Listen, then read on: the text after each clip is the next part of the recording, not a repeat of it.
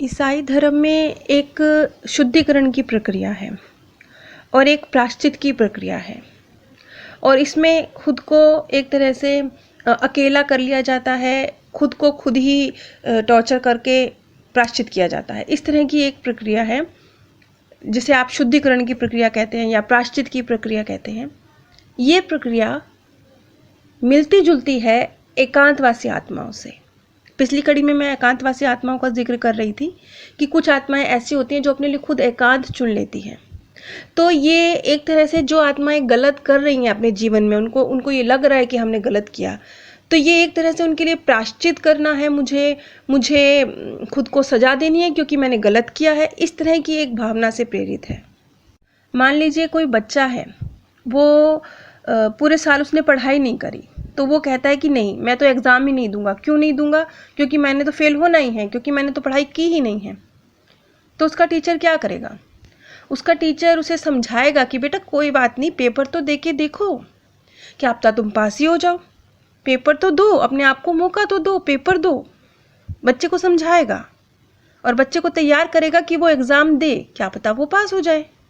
बस इसी तरह से इन्हें कुछ नादान आत्माएं, मान लीजिए, जो जीवन में कुछ गलत कर्म किए हैं और इस बात का एहसास उन्हें है, वो खुद को खुद ही प्रायश्चित करना चाहती हैं और अपने आप को अपने मार्गदर्शक से दूर कर लेती हैं। अब वो धरती पर देह में नहीं है, अब वो आत्मालोक भी नहीं जा रही हैं, मार्गदर्शक का हाथ भी नहीं थाम रही हैं, तो वो एक तरह से खुद के लिए एकांतवास चुन रही हैं। इस तरह की आत्माओं के विषय में मैंने पिछली कड़ी में बताया था कि एकांतवासी आत्माएं क्या होती हैं। अब इस तरह की आत्माओं के साथ हमारे मार्गदर्शक डील किस तरीके से करते हैं? तो जैसे हर टीचर का अलग अलग तरीका होता है स्टूडेंट के साथ डील करने का, इसी तरह से हर मार्गदर्शक का तरीका भी अलग अलग होता है अपने स्टूडेंट के साथ डील करने का।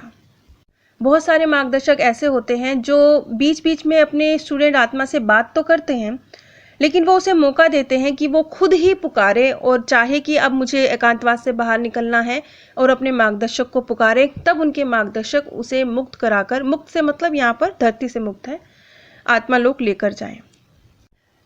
आप इन एकांतवासी आत्माओं को ऐसे समझ सकते हैं कि ये एक तरह से इनकी सोचने समझने की शक्ति खत्म हो गई है।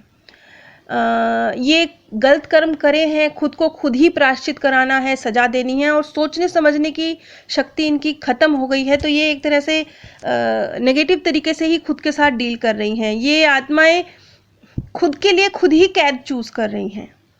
तो इनकी मार्गदर्शक आत्माओं को इनके साथ बहुत पोलाइटली डील करना पड़ता है, इन्हें बहुत बार तैयार करना पड़ता है कि वो हाथ थाम लें। और अलग अलग डील करने का, हर मार्गदर्शक का अपने स्टूडेंट आत्मा के साथ डील करने का अलग अलग तरीका है। क्रिश्चियन धर्म में जो प्रायश्चित करने की एक प्रक्रिया है, अपनी गलती को खुद ही मानकर अपने आप को सजा देने की, शुद्धिकरण की एक प्रक्रिया है, ये उससे मिलती जुलती है। जैसे क्रिश्चियन धर्म में जो आत्मशुद्धि की एक प्रक्रिया होती है, उसमें जो स्वर्ग जाने की इच्छुक आत्माएं हैं, उसमें एक ऐसी प्रक्रिया होती है कि उनके सारे पाप कर्म हैं, उनकी मतलब छाया मात्र तक को नष्ट कर दिया जाएगा और उन्हें बिल्कुल प्योर करके फिर वो स्वर्ग जाने के लिए तैयार होंगी। बस इसी तरह से एकांतवासी आत्माएं हैं, ये भी आत्मशुद्धिकरण की प्रक्रिया से गुजर रही हैं। इसमें से कुछ आत्माएं तो सचमुच आत्म शुद्धि को प्राप्त करती हैं, क्योंकि वो सचमुच प्रायश्चित करने के, उनको है, रियलाइजेशन है अपनी गलती का, वो सच्चा प्रायश्चित कर रही हैं, तो वो तो सचमुच आत्मशुद्धि की प्रक्रिया से गुजर रही हैं। लेकिन कुछ हैं जो प्रायश्चित नहीं कर रही हैं, लेकिन वो अपने आप को एकांत में रख रही हैं। उन्हें कुछ एहसास है अपनी गलतियों का, लेकिन फिर भी वो इस एकांतवास से पूरी तरह से शुद्ध होकर नहीं निकल रही हैं। एक्चुअली इस एकांतवास से तो कोई भी आत्मा पूरी तरह से शुद्ध होकर नहीं निकलती है। वैसे इस एकांतवासी आत्माओं में एक कैटेगरी उन आत्माओं की भी होती है जो खुद को गलत नहीं मानती हैं। उन्होंने गलत कर्म किए होंगे, लेकिन वो खुद को गलत नहीं मानती हैं और वो किसी की सांत्वना भी नहीं चाहती हैं, वो अपने मार्गदर्शक का हाथ भी नहीं थाम रही हैं। एकांतवासी आत्माएं ये बात अच्छी तरह से जानती हैं कि वो अमर हैं, लेकिन वो खुद को लाचार महसूस करती हैं। अब वो सोचिए कि किस तरीके से बिना सहायता के वो क्या कर पाती होंगी। वो अपने कर्मों को तो बार बार अनुभव कर रही हैं, वो इस बात को बार बार याद करती हैं कि उन्होंने दूसरों के साथ कैसा व्यवहार किया और दूसरों ने उनके साथ कैसा व्यवहार किया। तो कुल मिला के जो ये एकांतवास की प्रक्रिया होती है, ये एक तरह से खुद ही प्रायश्चित करके शुद्धिकरण की प्रक्रिया जैसी होती है, लेकिन पूरी तरह से नहीं, क्योंकि प्रोसेस तो पूरा वही चलेगा कि आत्मलोक की जो प्रक्रिया है उससे आपको गुजरना है, लेकिन ये शॉर्ट फॉर्म में इस तरह से एक प्रक्रिया है जो आत्मा खुद के लिए चूज कर रही है। ऐसे समझ लीजिए जैसे किसी स्टूडेंट ने होमवर्क नहीं किया, अब उसे पता है कि उसे क्लास से बाहर खड़ा किया जाएगा, तो वो किसी के कहने से पहले खुद ही क्लास से बाहर जाके खड़ा हो जाए क्योंकि मैंने होमवर्क नहीं किया। लेकिन इस तरह की एकांतवासी आत्माओं की गिनती नहीं के बराबर है।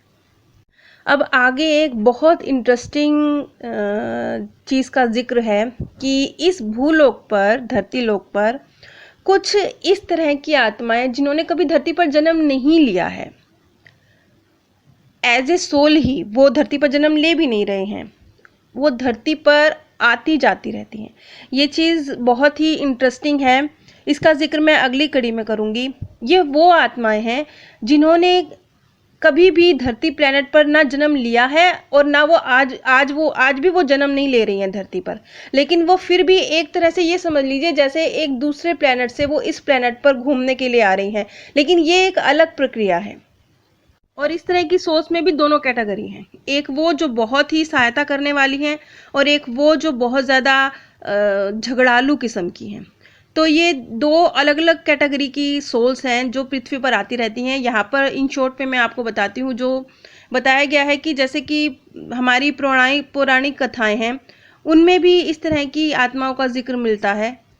बहुत पहले डिस्कवरी चैनल पर एक प्रोग्राम आता था कई साल पहले, अब नाम मुझे याद नहीं, तो उस प्रोग्राम में एक बार एक साइकिक ने ये बताया था कि जब उसने किसी सोल से बात करने की कोशिश करी और उसने उससे पूछा कि आप ने इस पृथ्वी पर कब जन्म लिया था, तो इस पर उस सोल का जवाब था कभी भी नहीं। उस वक्त तो मुझे ये चीज़ समझ नहीं आई थी, लेकिन आज जब मैं डॉक्टर न्यूटन की ये थ्योरी पढ़ रही थी तो मुझे समझ में आया कि बहुत सारी इस तरह की सोल्स होती हैं जो कभी भी धरती पर जन्म नहीं लेती, वो दूसरे प्लैनेट से ताल्लुक़ रखती हैं, लेकिन फिर भी वो धरती पर आती जाती हैं। तो उस डिस्कवरी चैनल के उस प्रोग्राम में जिस सोल से बात की जा रही थी, उस वक्त तो मुझे समझ नहीं आया कि किस तरीके से एक सोल ये कह रही है कि उसने कभी धरती पर जन्म ही नहीं लिया, लेकिन आज मैं ये बात समझ सकती हूँ कि कुछ इस तरह की सोल्स भी होती हैं जो धरती पर होती हैं लेकिन वो कभी जन्म नहीं लेती हैं। इनके विषय में मैं अगली कड़ी में जिक्र करूँगी।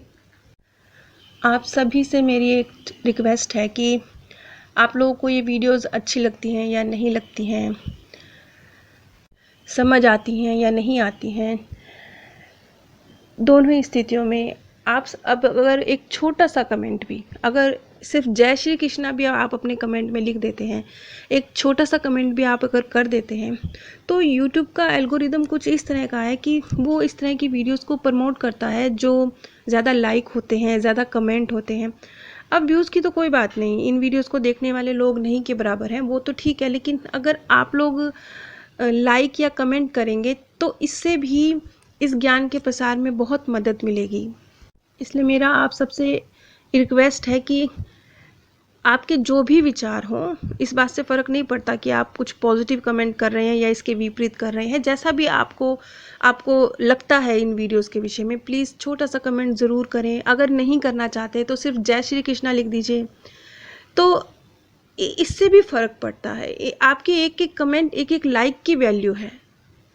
मेरे second channel path of happiness, जिसका लिंक नीचे डिस्क्रिप्शन बॉक्स में है, वहाँ इस समय एक साइकिक की क्या बातचीत हुई आत्माओं के साथ, उसके विषय में वीडियोस बनाई जा रही हैं। अगर आप इस तरह की वीडियोस सुनने के इच्छुक हैं, क्योंकि ये बहुत सरल भाषा में बनाई जा रही हैं, उसमें कोई ज़्यादा समझने में मुश्किल नहीं है, इस चैनल की तरह नहीं है वो, तो अगर आप लोग साइकिक ने क्या बात करी आत्मा के साथ, इस विषय में समझना चाहते हैं तो कृपया मेरे सेकंड चैनल पर एक बार ज़रूर विजिट कीजिए। साथ ही नीचे अमेज़ॉन का लिंक दिया गया है। अगर आप इस लिंक के माध्यम से कुछ भी परचेज़ करते हैं तो आपको कोई आर्थिक नुकसान नहीं होगा, लेकिन इससे इस ज्ञान के प्रसार में सहयोग मिल जाएगा। आप सभी पर परमात्म सौंदर्य, प्रेम और आनंद सदैव बरसता रहे। आप सभी दिव्य परम धाम में स्थान प्राप्त करें। ईसाई धर्म में एक शुद्धिकरण की प्रक्रिया है और एक प्रायश्चित की प्रक्रिया है, और इसमें खुद को एक तरह से